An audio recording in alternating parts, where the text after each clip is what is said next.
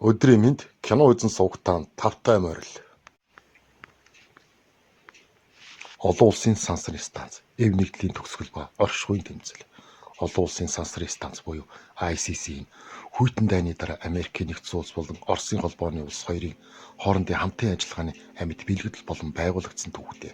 Энэхүү байгууламж нь анагаах ухаан, дэвшилтэл технологи болон сансар огторгын нэрэл гайгуулын чиглэлээр багийн гишүүд судалгаа шинжилгээ хийдэг эрдэм шинжилгээний томоохон төв юм а.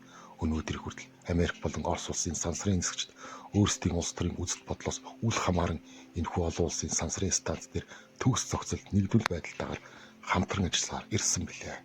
Гэтэл юу болсон бэ? Америкийн сансрын нисгчид болох Кира болон Кристиан нар соёз Пуужингийн тээвэрлэгчийг ашиглан олон улсын сансрын станц руу аялна. Тэд станцтай холболт хийх үед Кристиан нэгэн сонирхолтой зүйл тайлбарласан нь Оросууд бусдаа бүх зүйл хэвийн зүгээр байгааг мэдэгдэхийн тулд хаалгыг 3 удаа тогшдог заншилтай ажээ.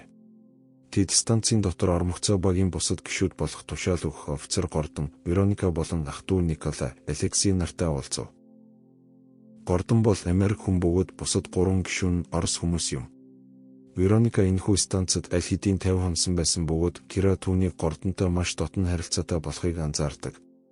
Вероника бол маш эерэг энергитэй эмэгтэй бөгөөд хамгийн чухал дүрэн бол хамтдаа байх, бие биедээ түшиг болох гэдгийг байнга чухалчилна. Халуун дотноор хүлээн авсны дараа Гордон Кирад станцыг танилцуулж түүний унтах хэсгийг үзүүлв. Тэрээр эхэндээ сансарт унтаж сурах нь маш том сорилт болохыг тайлбарллаа. Зарим сансрын нисгчид тусгай ууданд өөрийгөө бэхэлж унтдаг бол зарим нь зүгээр л өөрийнхөө тасалгаанд агаарт хөвж унтаж сурсан байдаг аж. Гордон түүнийг өөрт нь тухтай болох хүртэл унтлахын ууд ашиглахыг зөвлөв. Мөн тэрээр станцад байнга сонсогддог дүнгэнсэн чимээ бол амьдралыг тэтгэх систем бөгөөд хэрэв хизээ нэгэн цагт энэ чимээ гарахаа болж чимээгүй болвол тэд маш том аюулд орсон гэсэн үг болохыг анхааруулв. Дараа нь Гордон түүнийг ажлын байр болон судалгааны ажлуудаа найдвартай хадгалах цоожтой хайрцагтай нь танилцуулж Америк цоожны түлхүүрийг гардуулв. Түүнд Орос шүүгэнүүдийг ч ашиглахыг зөвшөөрсөн боловч тийм тохиолдолд түлхүүрээ заавал солилцох ёстой гэв. Кира тэр дороо ажилдаа орж өөрийн туршилтаа ажиглахын тулд хэдэн хулганыг торонд хийж гаргаж ирэв. Алексей үүнийг анзаараад тэдний ажлын байр бие биетэйгээ залгаа оршдог тул хэсэг хугацаанд маш ойрхон ажиллах болно гэдгийг хэллээ. Кира түүний судалгааны ажилдаа уншиж танилцсан байсан тул Алексейгаас туршилтын талаар асуудал, Алексей өөрийнх нь бүх хулганууд үхэж үргэлжсэн тухай тайлбарлав. Кираг дараагийн өрөө рүү шилжих үед Алексей түүний бэлтгэсэн төхөөрөмжийг илүү анхааралтай ажиглан хоцров.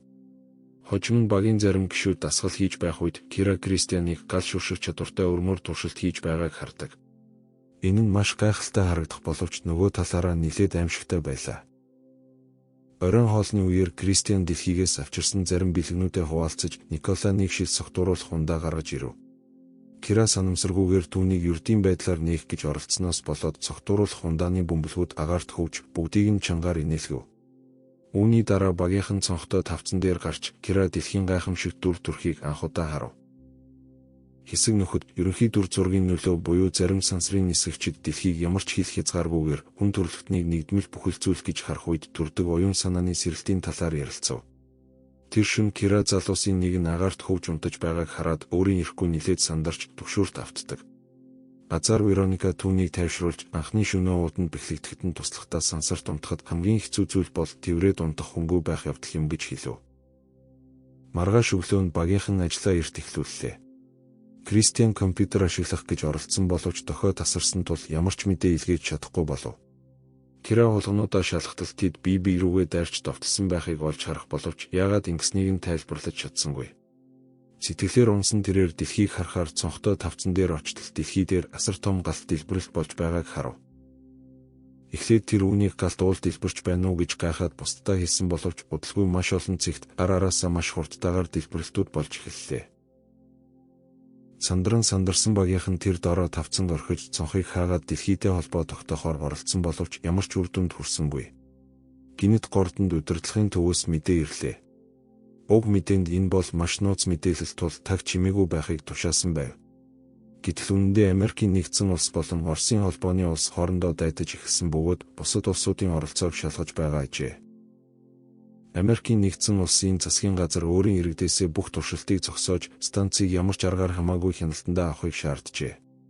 Николай ч мөн өөрийн станц дээрээ мэдээ хүлээн авсан бөгөөд Гордон түүнийг бас ижил төрлийн тушаал авсан болов уу гэж гайхав. Гордон сандарсандаа мэдээ рүү яагаад гэсэн ганцхан үг бичиж хариу илгээх яг тэр мөчид цахилгаан тасарч удалгүй 1 секундын дараа эргэж ирэв. Гордон дэлхийтэй холбоо барьж чадаагүй мэд дүр эсгсэн боловч Кристиан нартай ганцаарчлан уулзаж чадсан даруйдаа тэдэнд үннийг хэлв. Кристиан орсуудыг ижил тушаал авсан гэж шууд таамаглаад цахилгаан тасарсныг тэдний буруу гэж буруутгав. Гэвч Гордон түүнийг яаран дүгнэлт хийхгүй байхыг одоогоор хүлээх хэрэгтэйг сануулв. Тэгтэл Вероника тэдэнд маш том асуудал тулгарсан болохыг зарлалаа. Станцын дотоод хөдөлгүүрийн систем ажиллагаагүй болж тойрог замаасаа гарч унаж эхэлсэн бөгөөд энэ нь станцаагаар мандалд шатаж устгахаас өмнө тэдэнд ердөө 1 өдрийн хугацаа үлдсэн гэсэн үг юм. Соёз пуужинг ашиглан зүхтах тухай яриа гарсан боловч тэр нь бүх хүнд хүрэлцэх зайгүй тул зөвхөн маргаан дагуулв. Хөдөлгүүрийн хүч хүссэн мэдээллийг удирдлагын төв рүү илгээж тэднийг цагтаа хүлээж авна гэж найдан хүлээхээс өөр аргагүй болов. Гэтэл гинэт Алексей багийнханд станцын гаднах антен гэмтсэн тул заавал гар аргаар засах шаардлагатай болсныг мэдэгдэв. Кристиан үнийг худлаа гэж үзэн турхирсан боловч Гордон ямартай ч сайн дураараа гадагш гарахаар болов. Түүнийг хувцлаж байх үед Вероника түнд амжилт хүсэж үнсэв. Кристиан энэ бол хавх байж магадгүй гэж Гордонд болгоомжтой шивнэн хэлсэн ч Гордон энэ багийн гишүүн бүрт итгэж байгаагаа хэллээ. Гордон гадаа гараад Америкийн нэгдсэн улс бүхэлдээ тод улаан өнгөтэй байгааг хараад айдаст автав. Энэ нь түүний их орон сүйрч галд автсныг илтгэж байлаа. Тэрээр холбоогоор Кирагаас бүх хүмүүсийг цонхноос хол байлгахыг хүсв. Энэ хооронд Кристиан, Алексей хоёр ярилцах гэж оролцсон ч уур амьсгал маш төвшөөртэй, бие биедээ үл итгэсэн байдалтай байв. Алексей бие засахаар явлаа гэж хэлээд Кристианыг ямагц хавтан нээж хідэн утас таслахаар зэхэж байсан ч эргэлзэж байлаа. Гордон станцын гадна болгоомжтой хөдөлж түүнийг тайван байлгахын тулд холбоогоор ярьсаар байв. Маш удаан хугацаанд сансарт алхсны эцэст Гордон антенд бараг хүрэх төгсөн боловч яг тэр мөчид Алексей утсыг тасалж Гордон станцтай холбоогүй болов. Бусдаа анхааруулах үед Кристиан Алексейг байхгүй байгааг анзаарч хавтангуудыг шалгахаар яарвчилсан боловч Алексей өөрийн хорлон сүйтгэх ажиллагаагаа хурамч утсаар халахвчилсан байсан тул Кристиан юу ч болсонгүй.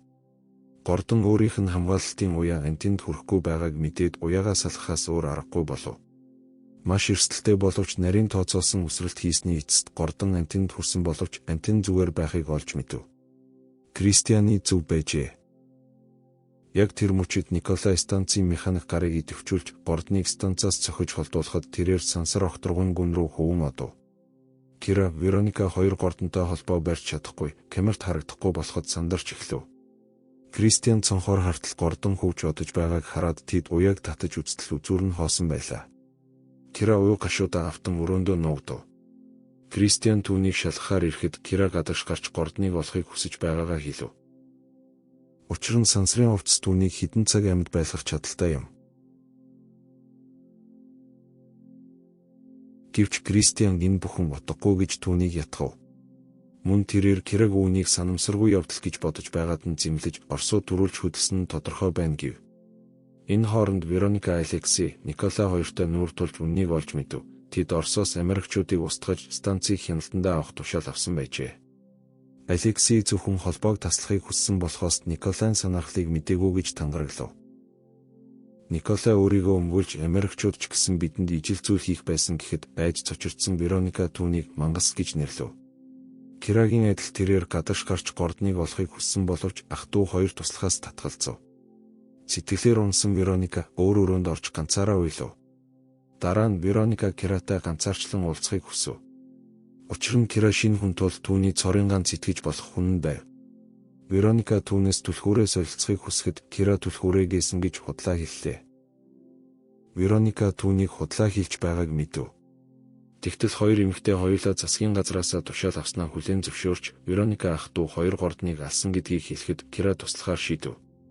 Вероникад нэгэн төлөвлөгөө байлаа. Тэрээр бусдын анхаарлыг сарниулж байх хооронд Орос түлхүүрийг ашиглан Алексейгийн хайрцгийг шалгах ёстой. Тэнд цацрагийн хордлогыг эмчлэхэд ашиглаж болох дээжүүд байгаа аж. Дэлхий дээр цөмийн дайн болж байгаа тул хоёр улс энэхүү судалгааг эцсийн хөзөр болгон ашиглахыг хүсэж байгаа ч Вероника эмчилгээ бүх хүнд зориулагдах ёстой гэж үзэж байв. Мөн тэрээр хамгийн чухал дээжүүд зонтыг хадгалагдаж байгааг хэлв. Тэд түлхүүрээ солилцсны дараа Вероника гал шүршдэг үрмийг хулгайлж нэг тасалгаанд цэвэр хүчилтөрөгчийг дээд цэгтэн тулгаад бүх зүйлийг дэлбэлэн гэж зандал хийлв. Николай Алексей хоёр түүнийг тайвшруулах гэж оролдож байх хооронд Кира судалгааны лаборатори руу орж зонтгийг хайсан боловч олсонгүй. Тэрээр Кристианаас энэ талаар асуудал Кристиан тийм зүйл байхгүй гэж хэлв. Вероникаг худлаа хийсэн гэж итгэсэн ууртай Кира түүнийг олохоор явж Кристиан түүнийг дагав.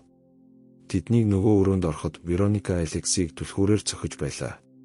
Кристиан энэ симхийг ашиглан Вероникагийн толгойн ар хэсэг рүү саваар хүчтэй цохиж түүнийг тэр доороо хөнөв. Кристиан станцыг дэлбэлэх гэж байсан тул надад өөр сонголт байсангүй гэж тайлбарлаж байхад Алексей, Николай хоёр Вероникаг алдсандаа маш их гашуудж байв. Алексей, Николай хоёр Вероникагийн төлөө гашуудж байх хооронд Кристиан Кираг холбоо дахин ажиллах хүртэл нуугдахыг ятгав. Эцэст нь Николай тэсвэр алдаж энэ бол миний үүрэг хэмээн энэ бүхнийг дуусгахаа зарлав. Дэлхий дээр гал төмөр зүрэл үргэлжлэн тархсаар байлаа. Алексей мартахын тулд согтууруулах ундаа ууж сунгаа дэлгэц рүү хартал гордон станцын ойролцоо хөвж байгаа бөгөөд амьд байгааг олж харав.